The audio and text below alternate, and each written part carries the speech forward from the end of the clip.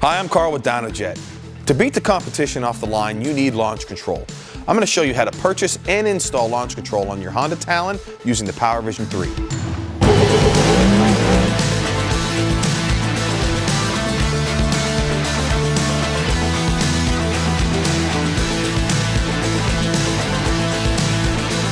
Launch control for your Honda Talon can be purchased from Dynojet.com. From the home page, select your vehicle type, your year, the make, and the model. Select Go.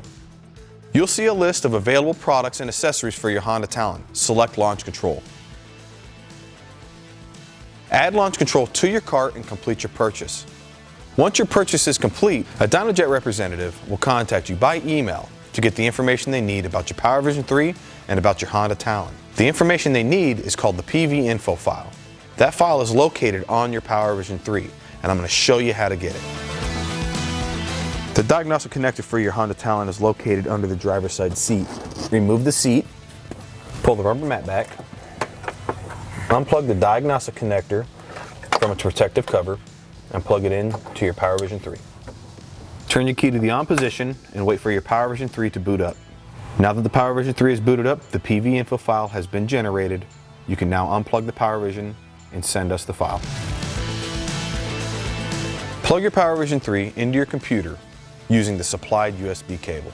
From here, you'll go to the drive that's labeled PowerVision, copy the PV info file off of the PowerVision, and attach it to your email.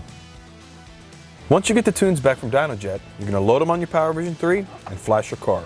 To flash the launch control tune into your Honda Talon, turn your key to the on position, wait for the PowerVision 3 to boot up,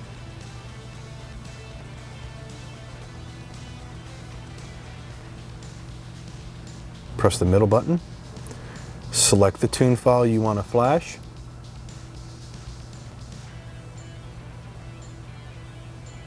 pair the unit if it's a brand new unit, let it flash. This will take roughly 3 minutes.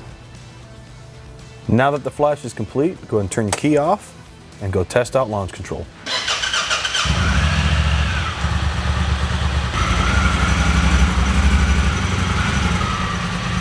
Now that we've got the launch control tune installed into the ECM, it's time to test it out. Now there's a series of processes that you have to go through in order for this to work. Step one being, you need to buckle up.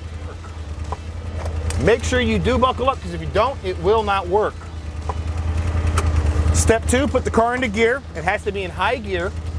Step three, hold your sport mode button down for about 3 seconds. 4, pull both paddles in at the same time. At this time, you can now give it some gas, and then when you're ready to launch, you'll release both paddles.